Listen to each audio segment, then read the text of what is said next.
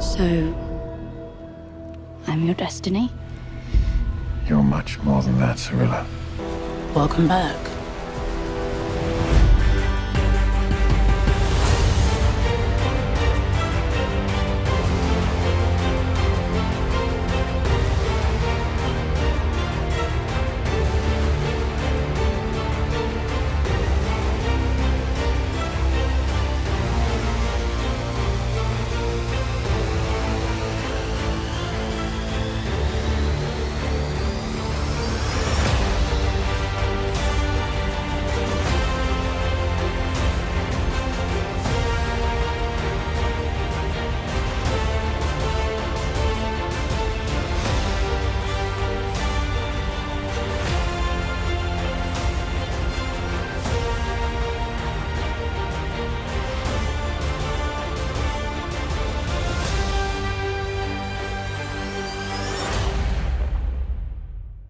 Welcome back, everyone. Toss a coin to your Witcher. Netflix just dropped the Witcher Season 2 trailer. There's a whole bunch of Easter eggs, so of course we'll break it all down. They also released a trailer for the Witcher movie. That's right, they made a Witcher movie, because it plays into what's happening during the events of the Witcher Season 2.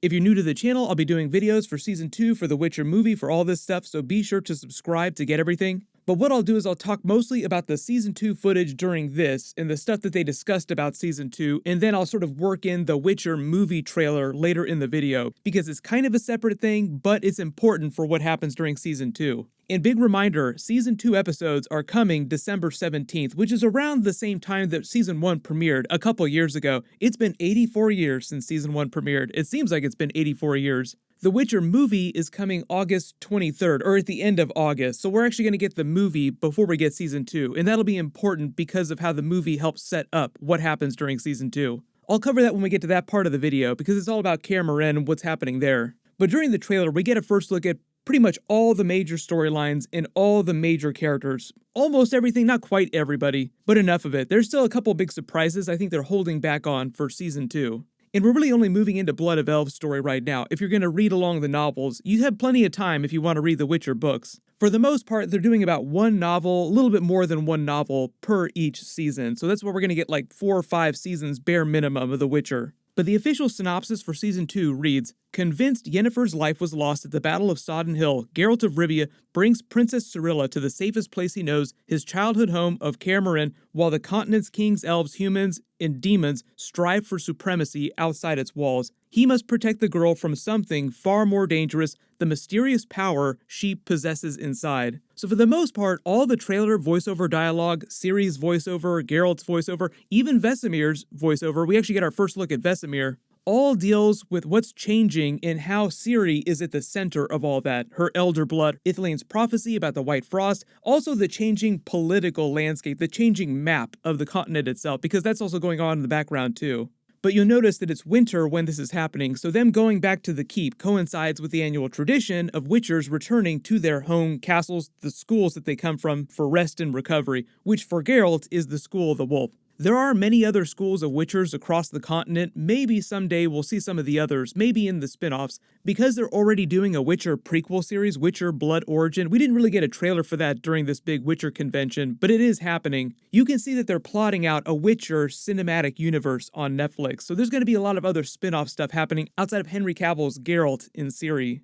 But most of Ciri's dialogue narrated in the trailer is about her being afraid of her power, wanting to learn more about it, and kind of wondering if Geralt is someone that she can trust for real. Like, are you just gonna bolt at the first sign of trouble? Like, what's all this talk about me being your destiny about? Does that actually mean something? Or do I mean something more to you? Then Geralt trying to calm her down a little bit, basically telling her that he's going to help her, try to learn more about her power, and let her know that he's going to be watching over her, protecting her, Papa bless. Geralt kind of becomes her surrogate father, Yennefer kind of becomes her surrogate mother, but as you can see, Yennefer is nowhere to be found at the beginning of Season 2, because she does show up at the end of the trailer like, oh, surprise, I'm not dead. Pretty much anybody that's ever heard of The Witcher or played any of the games knew that she was alive. It was just a question of how they were going to reveal that.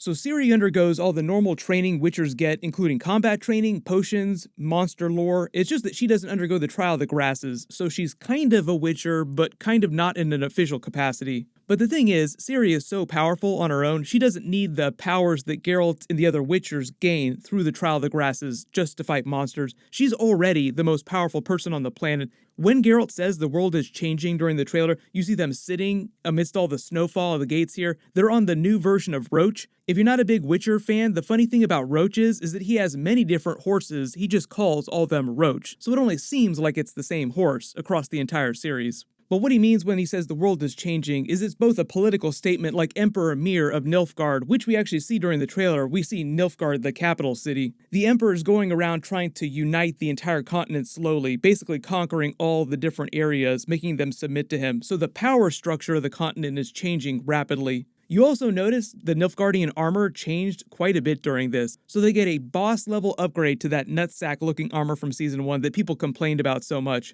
But when Geralt talks about the world changing, he's also talking about it in a cosmic sense, like a magical sense, like the prophecy about the Elder Blood, the White Frost, slowly coming closer, slowly moving towards another conjunction of the spheres, which only happens every 1,000 years or so. And while he's talking about this, you see them walking amidst all these snowy landscapes. That's foreshadowing for the actual White Frost itself. But that's sort of like endgame for the show, so I have a feeling that even though they'll talk about it, she'll learn more about the prophecy, more about her Elder Blood. You won't actually see them pay off her trying to stop the White Frost till the very end of the show, like whatever the final episode of the series winds up being. But the whole idea is that pretty much every main faction that you run into, every main group within the Witcher series wants Ciri in her Elder Blood power for some reason. But that's one of the big reasons why it's so important that Geralt protects Ciri. There aren't really any main villains in the world of The Witcher. Now, there are people you could point to and say, okay, these people are as close as you would get to main villains. There are a lot of antagonists, like you have Emperor Emir, Vilgefortz, Eredin, and the Wild Hunt, and a lot of lesser, really terrible people that Geralt and Ciri run into during their adventures. So it's one of those situations in the world of The Witcher where almost everybody is terrible. But then they finally make it to Kaer Morhen, the Keep. We get our first look. We see the new Witcher characters from Season 2, like Vesemir, Eskel, Lambert, Cohen. They're all there to help train Ciri. Geralt hands her a sword. There's a better picture of her training with Lambert in the yard, too. You also see Geralt training with his sword separately, and if you played the games, most of the Keep itself will look familiar. It sounded like they try to be pretty accurate to the way the book describes the Keep. The video game changes some things from the books, but they also try to be pretty accurate as well. The show is mostly following the books, though. So this is where we get to the idea of the Witcher movie, The Nightmare of the Wolf. So it's an anime movie, but it's going to tell the story of young Vesemir during the sacking of Kaer Morhen, explaining why the keep looks so dilapidated in present day, why it's so broken down, and why they can't create any more new Witchers, why they lost the ability to make the potions for the Trial of the Grasses. That movie is coming at the end of August, so I'll try to do a big Easter egg video for that. But as you can see, it just sort of gives you more context for what's happening during The Witcher Season 2, because so much of the beginning of the season especially will be spent at the Keep. And it's one of the most important places, one of the most important locations in the world of The Witcher. Then you see Ciri walking around the rooms of the Keep exploring. She'll be much more of a POV character during Season 2 than she was during Season 1, so they'll show you a lot of the Keep as she's experiencing it for the first time and learning about all the history of the Witchers here at the School of the Wolf. This is also a really cool Easter egg here too, her looking in the armory at these Witcher swords. These are all just their regular steel swords, but they always carry two. One steel, one silver, one for people and one for special monsters like vampires, werewolves, and the like. Ciri touching them is nice foreshadowing for her getting her own Witcher sword, which is named Ziriel, which is Elder speech for swallow, which is also her true name. It's just that everyone she knows just calls her Ciri or Cirilla, like Geralt does during the trailer. Not that many people she runs into actually know Elder speech. The footage of Geralt all topped off with potions here, if you look at his eyes in the snowy courtyard, is from the events of Episode 1 in the Grain of Truth story at Nivellen's mansion. You can see that he's in the middle of this fight with Verina the Bruxa in her vampire form. I've already done a couple videos about this because they said they were going to do this story from the books a while ago, but it's basically The Witcher's version of a twisted, darker version of Beauty and the Beast. Nivellen being played by Tormund Giantsbane from Game of Thrones. It'll be fun to see him, but in the trailer, you actually only see him in his monster bear form. But just like the Beast from Beauty and the Beast, he's cursed to look like this. The big difference, though, is that his version of Belle is a vampire. All these Witcher medallions that you see hanging up in the Great Room here of the Keep are from dead Witchers who came from the School of the Wolf, so this is like a memorial to their dead brothers, so to speak. We see more action scenes of Geralt and Ciri in his new armor. Pretty much everybody, like I said, got a costume upgrade this season, including the Nilfgaardians, probably the biggest costume upgrade, although Geralt's armor does look pretty sick. Then obviously the end of the trailer is dedicated to telling you what happened to Yennefer in the aftermath of the final battle from Season 1 at Sodden Hill. So that's why she's not around with Geralt and Ciri at the Keep for a lot of the early season, but they do eventually get reunited. Jaskier is also back too. He shows up busking for money in the trailer, also with a big costume upgrade himself. I don't know when he's going to be reunited with them during the season, but eventually he will meet up with them again too. Then at the end of the trailer, you also hear Vesemir speaking for the first time. He's the gruff voice at the end of the trailer talking to Geralt saying, "What if your princess is more than you bargained for?"